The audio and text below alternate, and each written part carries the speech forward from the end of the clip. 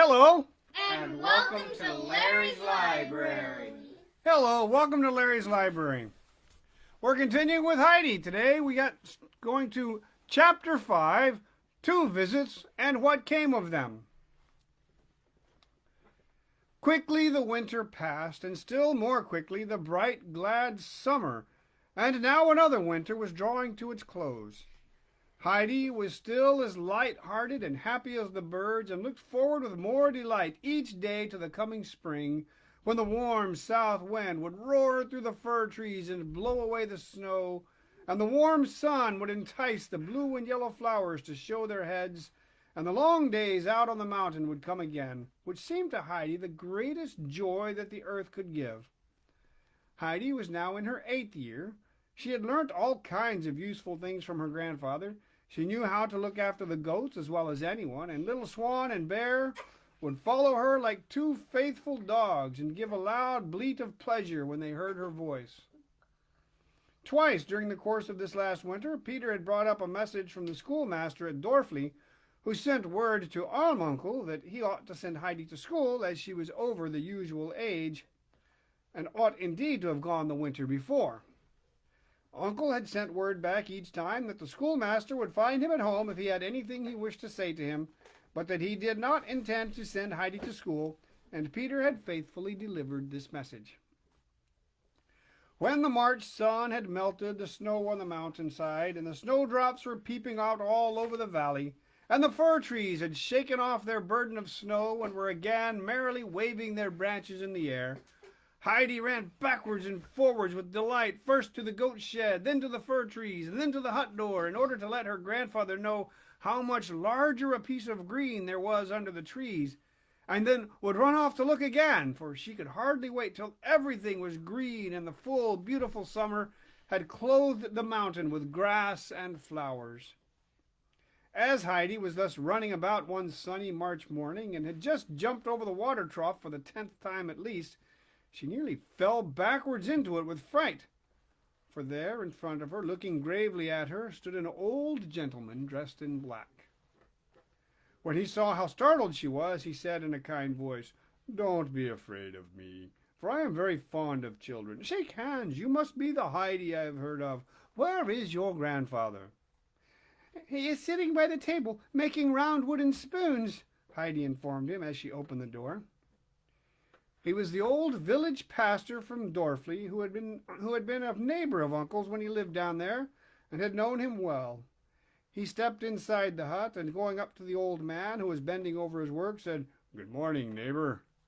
The grandfather looked up in surprise, and then rising said, "Good morning," in return. He pushed his chair towards the visitor as he continued, If you do not mind a wooden seat, there is one for you." The pastor sat down. "It is a long time since I have seen you, neighbor," he said. "Where are you?" was the answer. "I have come today to talk over something with you," continued the pastor. "I think you know already what it is that has brought me here." And as he spoke, he looked towards the child who was standing at the door, gazing with interest and surprise at the stranger. "Heidi, go off to the goats," said her grandfather. "You take them a little salt and stay with them till I come." Heidi vanished on the spot. "The child ought to have been at school a year ago, and most certainly this last winter," said the pastor. "The schoolmaster sent you word about it, but you gave him no answer. What are you thinking of doing with the child, neighbor?" "I am thinking of not sending her to school," was the answer. The visitor, surprised, looked across at the old man, who was sitting on his bench with his arms crossed and a determined expression about his whole person. "How are you going to let her grow up, then?" he asked. "I am going to let her grow up and be happy among the goats and birds. With them she is safe, and will learn nothing evil." "But the child is not a goat or a bird. She is a human being. If she learns no evil from these comrades of hers, she will at the same time learn nothing. But she ought not to grow up in ignorance, and it is time she began her lessons. I have come now that you may have leisure to think over it and to arrange about it during the summer. This is the last winter that she must be allowed to run wild. Next winter she must come regularly to school every day." "She will do no such thing," said the old man with calm determination. "Do you mean that by no persuasion can you be brought to see reason, and that you intend to stick obstinately to your decision?" said the pastor, growing somewhat angry. "You have been about the world and must have seen and learnt much, and I should have given you credit for more sense, neighbor." "Indeed," replied the old man, and there was a tone in his voice that betrayed a growing irritation on his part, too. "And does the worthy pastor really mean that he would wish me next winter to send a young child like that some miles down the mountain on ice-cold mornings through storm and snow, and let her return at night when the wind is raging, when even one like ourselves would run a risk of being blown down by it and buried in the snow? And perhaps he may not have forgotten the child's mother, Adelaide. She was a sleepwalker and had fits. Might not the child be attacked in the same way if obliged to overexert herself? And someone thinks they can come and force me to send her? I will go before all the courts of justice in the country, and then we shall see who will force me to do it." "You are quite right, neighbor," said the pastor in a friendly tone of voice. "I see it would have been impossible to send the child to school from here, but I perceive that the child is dear to you. For her sake, do what you ought to have done long ago. Come down into Dorfli and live again among your fellow men. What sort of a life is this you lead, alone and with bitter thoughts towards God and man? If anything were to happen to you up here, who would be there to help you? I cannot think but what you must be half frozen to death in this hut in the winter, and I do not know how the child lives through it." "The child has young blood in her veins and a good roof over her head, and let me further tell the pastor that I know where wood is to be found and when is the proper time to fetch it. The pastor can go and look inside my woodshed. The fire is never out in my hut the whole winter through. As to going to live below, that is far from my thoughts. The people despise me and I them. It is therefore best for all of us that we live apart." "No, no, it is not best for you. I know what it is you lack," said the pastor in an earnest voice. "As to the people down there looking on you with dislike, it is not as bad as you think. Believe me, neighbor, seek to make your peace with God, pray for forgiveness where you need it, and then come and see how differently people will look upon you and how happy you may yet be." The pastor had risen and stood holding out his hand to the old man as he added with renewed earnestness, "I will wager, neighbor, that next winter you will be down among us again, and we shall be good neighbors as of old. I should be very grieved if any pressure had to be put upon you. Give me your hand and promise me that you will come and live with us again and become reconciled to God and man." Alm-Uncle gave the pastor his hand and answered him calmly and firmly. "You mean well by me, I know. But as to that which you wish me to do, I say now what I shall continue to say, that I will not send the child to school, nor come and live among you." "Then God help you," said the pastor, and he turned sadly away and left the hut and went down the mountain. Alm-Uncle was out of humor. When Heidi said, as usual that afternoon, "Can we go down to grandmother now?" he answered, "Not today." He did not speak again the whole of that day, and the following morning when Heidi again asked the same question, he replied, "We will see." But before the dinner bowls had been cleared away, another visitor arrived, and this time it was Cousin Dete. She had a fine feathered hat on her head and a long trailing skirt to her dress which swept the floor, and on the floor of a goatherd's hut there are all sorts of things that do not belong to a dress. The grandfather looked her up and down without uttering a word, but Dete was prepared with an exceedingly amiable speech and began at once to praise the looks of the child.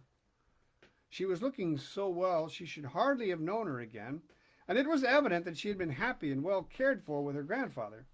But she had never lost sight of the idea of taking the child back again, for she well understood that the little one must be much in his way, but she had not been able to do it at first. "Are you okay, sweetheart?" Her head hurt. "I'm sorry. Do you need to go take a break?" Well, just take your break right there and try to fall asleep on Ryan. Okay. Day and night, however, she had thought over the means of placing the child somewhere, and that was why she had come today. for she had just heard of something that would be a lucky chance for Heidi beyond her most ambitious hopes. Some immensely wealthy relatives of the people she was serving, who had the most splendid house almost in Frankfurt, had an only daughter, young and an invalid, who was always obliged to go about in a wheeled chair. She was therefore very much alone and had no one to share her lessons, and so the little girl felt dull. Her father had spoken to Dete's mistress about finding a companion for her, and her mistress was anxious to help in the matter, as she felt so sympathetic about it. The lady housekeeper had described the sort of child they wanted, simple-minded and unspoiled, and not like most of the children that one saw nowadays. Dete had thought at once of Heidi and had gone off without delay to see the lady housekeeper, and after Dete had given her a description of Heidi, she had immediately agreed to take her. And no one could tell what good fortune there might not be in store for Heidi, for if she was once with these people and they took a fancy to her and anything happened to their own daughter, one could never tell, the child was so weakly, and they did not feel they could live without a child, why then the most unheard of luck. "Have you nearly finished what you had to say?" broke in Alm-Uncle, who had allowed her to talk on uninterruptedly so far. Exclaimed Dete, throwing up her head in disgust. "One would think I had been talking to you about the most ordinary matter. Why, there is not one person in all Portugal who would not thank God if I were to bring them such a piece of news as I am bringing you." "You may take your news to anybody you like. I will have nothing to do with it." But now Dete leaped up from her seat like a rocket and cried, "If that is all you have to say about it, why then I will give you a bit of my mind. The child is now 8 years old and knows nothing, and you will not let her learn. You will not send her to church or school, as I was told down in Dorfli, and she is my own sister's child. I am responsible for what happens to her, and when there is such a good opening for a child as this which offers for Heidi, only a person who cares for nobody and never wishes good to anyone would think of not jumping at it. But I am not going to give in, and that I tell you. I have everybody in Dorfli on my side. There is not one person there who will take my part against you, and who will not take my part against you. And I advise you to think well before bringing it into court, if that is your intention. There are certain things which might be brought up against you which you would not care to hear, for when one has to do with law courts, there is a great deal raked up that had been forgotten." "Be silent!" thundered the uncle, and his eyes flashed with anger. "Go, and be done with you, and never let me see you again with your hat and feather, and such words on your tongue as you come with today." And with that, he strode out of the hut. "You have made grandfather angry," said Heidi, and her dark eyes had anything but a friendly expression in them as she looked at Dete. "He will soon be all right again. Come now," said Dete hurriedly, "and show me where your clothes are." "I am not coming," said Heidi. "Oh, nonsense," continued Dete, then altering her tone to one half coaxing, half cross. Come, you do not understand any better than your grandfather. You will have all sorts of good things that you have never dreamed of." Then she went to the cupboard, and taking out Heidi's things, rolled them up in a bundle.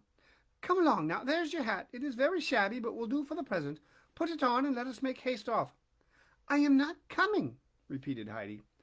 "Don't be so stupid and obstinate like a goat. I suppose it's from the goats that you have learnt to be so. Listen to me. You saw your grandfather was angry, and heard what he said, that he did not wish to see us ever again. He wants you now to go away with me, and you must not make him angrier still. You can't think how nice it is at Frankfurt, and what a lot of things you will see, and if you do not like it, you can come back again. Your grandfather will be in a good temper again by that time." "Can I return at once, and be back home again here this evening?" said Heidi. What are you talking about? Come along now. I tell you that you can come back here when you like. Today we shall go as far as Mayenfeld, and early tomorrow we shall start in the train, and that will bring you home again in no time when you wish it, for it goes as fast as the wind." Dete had now got the bundle under her arm and the child by the hand, and so they went down the mountain together. As it was still too early in the year to take his goats out, Peter continued to go to school at Dorfli, but now and again he stole a holiday, for he could see no use in learning to read, while to wander about a bit and look for stout sticks which might be wanted some day he thought a far better employment. As Dete and Heidi neared the grandmother's hut, they met Peter coming round the corner. He had evidently been well rewarded that day for his labors, for he was carrying an immense bundle of long, thick hazel sticks on his shoulders. He stood still and stared at the two approaching figures as they came up to him. He exclaimed, "Where are you going to, Heidi?" "I am just going over to Frankfurt for a little visit with Dete," she replied. "But I must first run into grandmother. She will be expecting me."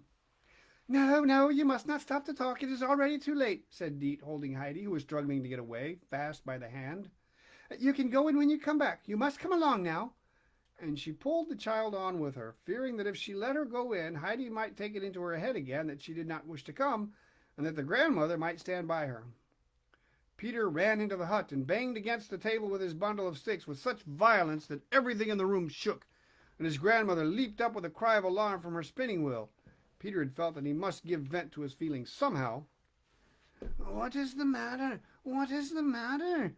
cried the frightened old woman, while his mother, who had also started up from her seat at the shock, said in her usual patient manner, "What is it, Peter?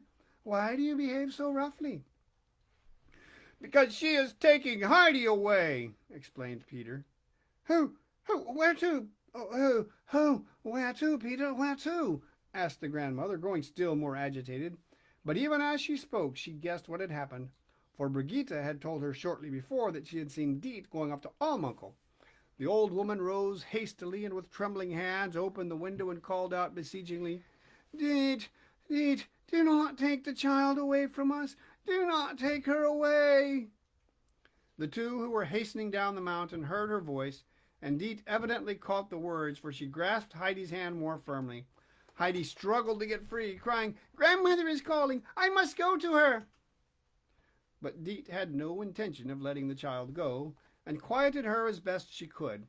They must make haste now, she said, or they would be too late, and not be able to go on the next day to Frankfurt, and there the child would see how delightful it was, and Dete was sure would not wish to go back when she was once there.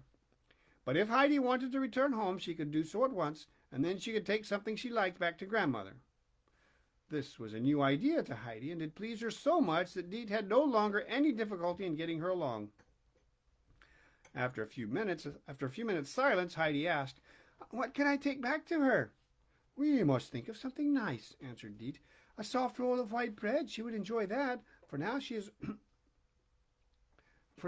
old. She can hardly eat the hard black bread." "Now, she always gives it back to Peter, telling him it is too hard, for I have seen her do it myself," affirmed Heidi. "Do let us make haste, for then perhaps we can get back soon from Frankfurt, and I shall be able to give her the white bread today." And Heidi started off running so fast that Dete, with the bundle under her arm, could scarcely keep up with her. But she was glad, nevertheless, to get along so quickly, for they were nearing Dorfli, where her friends would probably talk and ask questions in a way that might put other ideas into Heidi's head. So she went on straight ahead through the village, holding Heidi tightly by the hand, so that they might all see that it was on the child's account that she was hurrying along at such a rate. To all their questions and remarks she made answer as she passed, "I can't stop now, as you see. I must make haste with the child, as we have yet some way to go." "Are you taking her away? Is she running away from Alm-Uncle? It's a wonder she's still alive." "But what rosy cheeks she has!"